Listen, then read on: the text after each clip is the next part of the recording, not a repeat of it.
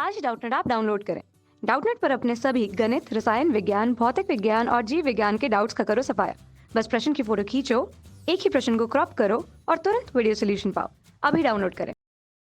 इस प्रश्न में हमें दिया कि द्रव्यमान m तथा त्रिज्या r का एक पिंड क्षैतिज तल पर बिना फिसले, क्षैतिज तल है, बिना फिसले v चाल से लुढ़क रहा है। ठीक है, v चाल से लुढ़क रहा है। फिर एक पहाड़ी पर लुढ़कता है, फिर एक पहाड़ी पर लुढ़कता है। तो अधिकतम ऊंचाई उसकी कितनी देर के h तक चढ़ता है, यानी h ऊंचाई तक चला जाता है।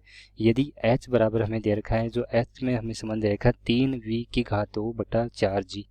ठीक है, अब पहला बिंदु क्या है, हमें हमारा पूछा है कि पहला बिंदु क्या है, इसके लिए पिंड का जड़त्व आघूर्ण क्या है। जो पिंड होगा उसका जड़त्व आघूर्ण क्या होगा और पिंड की क्या आकृति क्या हो सकती है यहाँ पे। ठीक है, तो पहले हम बात करते हैं यहाँ पे लुढ़कते समय उसकी गतिज ऊर्जा क्या होती है हमारी। अगर सीधी अगर यहाँ पे लुढ़क रहा है तो v वेग से, तो वो गतिज ऊर्जा कितनी होती है 1/2 mv²। तो इसके लिए बात करते हैं लुढ़कते समय। अगर देखें तो लुढ़कते समय गतिज ऊर्जा। अब जैसे मान लो कोई ये हमारा इस तरीके से क्या है, ये लुढ़क रहा है, यहाँ लुढ़क रहा है, तो इसके कारण क्या है, लुढ़कने के कारण इसकी घूर्णन के कारण गतिज ऊर्जा आएगी और इसका रेखीय गति के कारण इसकी ऊर्जा आएगी। तो इन दोनों के कारण जो ऊर्जा आएगी हमारी यहाँ से, तो लुढ़कते समय जो गतिज ऊर्जा होगी कुल हमारी, जिसको हम क्या बोलेंगे, इसको मैं यहाँ पे लिख देता हूँ कुल। ठीक है, तो कुल गतिज ऊर्जा क्या हो जाएगी k टोटल बराबर। ठीक है, k टोटल बराबर मान लेते हैं किसके कारण, k रोटेशन के कारण, जो क्या है घूर्णन के कारण। ठीक है, रोटेशन के कारण या घूर्णन के कारण, प्लस किसके कारण आएगी, और दूसरी गति क्या होगी इसकी रेखीय गति के कारण। तो ये होगी दूसरी रेखीय गति के कारण ऊर्जा। तो दोनों ऊर्जाओं को हम यहाँ पे योग कर देंगे तो क्या है हमारी कुल ऊर्जा आ जाएगी। और हम बात करते हैं इसकी ऊर्जा निकालने के लिए, तो के कुल ऊर्जा जो होगी हमारी क्या होगी, रोटेशन के कारण जो ऊर्जा होती है, घूर्णन के कारण जो ऊर्जा होती है, मान लेते हैं उसका जो जड़त्व आघूर्ण है हमारा क्या है, आई है। ठीक है, तथा उसकी कोणीय आवर्ती क्या है, ओमेगा है। तो यहाँ से कोणीय आवर्ती ओमेगा है, तो इसका मतलब क्या है, आई ओमेगा स्क्वायर उसकी क्या होती है, गतिज ऊर्जा हो जाती है। प्लस अगर रेखीय गतिज ऊर्जा की बात करते हैं तो 1/2 mv² हो जाएगा। उसका द्रव्यमान हमें दे रखा है m। ठीक है, अब ये होगी उसकी गतिज ऊर्जा। अब आगे हमें क्या बोला है कि इसको बिना फिसले की चाल से भी इस गति से लुढ़क रहा है। ठीक है, फिर एक पहाड़ी पर लुढ़कता है। अधिकतम ऊंचाई उसकी पहाड़ी कितनी है, h ऊंचाई पर दे रखी है, जिसकी ऊंचाई हमें दे रखी है यहाँ पे h बराबर 3v²/4g। ठीक है, यानी इतनी ऊंचाई दे रखी है, जो कितनी है, इतनी ऊंचाई हमारी। अब यहाँ पे जैसे ही वो अगर h ऊंचाई पे गया है, h ऊंचाई पे चला गया, h ऊंचाई पर अगर बात करें तो उसकी स्थितिज ऊर्जा क्या हो जाएगी, एक तरह से mgh के बराबर।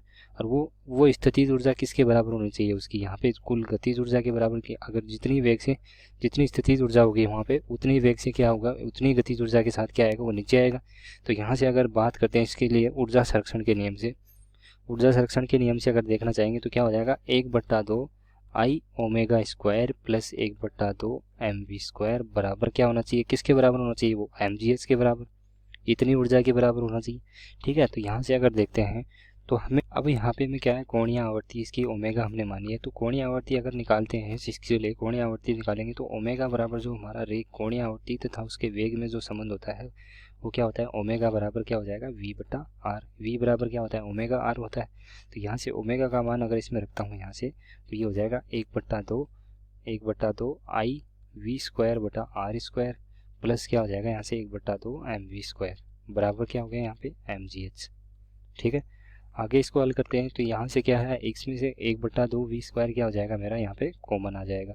ठीक है, कॉमन आ गया और अंदर क्या बचेगा इसमें, आई बटा, और नीचे भी ये r² आएगा, सॉरी यहाँ पे, तो ये i/r² प्लस क्या हो जाएगा, m हो जाएगा। ठीक है, आगे इसको देखते हैं तो ये हो जाएगा mgh के बराबर। अब यहाँ पे हमें क्या है, h का मान जो दे रखा है, h का मान क्या है, 3v²/g दे रखा है यहाँ पे। तो ये अगर h का मान अगर इसमें यहाँ पे h की जगह रखता हूँ मैं, किसकी जगह, यहाँ पे अगर इस h की जगह अगर ये मान यहाँ पे रख देता हूँ तो कितना हो जाएगा, h बराबर mg गुणा 3v²/4g। ठीक है, ये हो गया।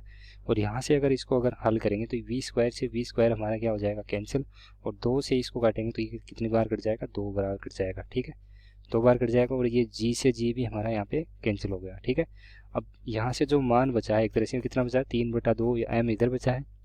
ठीक है, i/r² प्लस एम बराबर क्या हो जाएगा यहाँ से 3/2 एम, कैपिटल एम। ठीक है, अब इसको अगर आगे हल करते हैं यहाँ से तो 3/2 एम हो गया, इसमें से अगर यहाँ पे एम घटा देंगे तो ये हो जाएगा आई बटा आर स्क्वायर बराबर 3/2 एम माइनस एम। ठीक है, 3/2 एम माइनस एम। और इसके अगर आगे हल करते हैं तो ये मान जो इसमें से अगर एक घटाते हैं, ये 1.5 है, इसमें से एक घटा देंगे क्या बचेगा 0.5 बचेगा। तो ये हो जाएगा यहाँ से आई बटा आर स्क्वायर बराबर हो जाएगा हमारा 1/2 एम। ठीक है, और यहाँ से आई का जो मान, इसका जड़त्व आघूर्ण का मान जो निकल के आएगा वो कितना आ जाएगा 1/2 एम आर स्क्वायर आ जाएगा। ठीक है, तो ये हमारा क्या हो गया, इसका उत्तर हो गया, यानी जड़त्व आघूर्ण का मान हो गया हमारा। अब यहाँ पे हमें पूछा है, ये तो जड़त्व आघूर्ण तो हो गया। अब दूसरे बिंदु में क्या पूछा है हमें, दूसरे बिंदु में क्या पूछा है, दूसरे बिंदु में पूछा है कि पिंड की आकृति क्या हो सकती है, यानी जो पिंड होगा हमारा उसकी आकृति क्या हो सकती है। तो यहाँ पे अगर उसका घर्षण हम क्या मान रहे हैं, यहाँ से नगण्य माना हमने यहाँ पे, तो इसकी आकृति 1/2 एम आर स्क्वायर होता है, जो हमारा एक तरह से किसके लिए हो सकता है, या तो पिंड ठोस जो वर्ताकार सिलेंडर है या ठोस डिस्क के लिए हो सकता है ये। तो यहाँ पे अगर देखेंगे तो ये किसके लिए होगा, ये तो वर्ताकार ठोस सिलेंडर के लिए, यानी बेलन के लिए, बेलन, या क्या हो सकता है ये ठोस डिस्क हो सकती है। क्योंकि हम यहाँ पे अगर बात करेंगे तो क्या है, एम 1/2 एम आर स्क्वायर होता है, वो किसके लिए होता है, ठोस डिस्क के लिए होता है। तो इस तरीके से क्या है हमारा यहाँ पे ये इसका उत्तर हो जाएगा। ठीक है, कक्षा 6वीं से 12वीं से लेकर नीट, IIT, JEE वो एडवांस के लेवल तक 1 करोड़ से ज्यादा छात्रों का भरोसा। आज ही डाउनलोड करें डाउटनेट ऐप या व्हाट्सएप करें अपने सारे डाउट्स 8400 400 400 पर।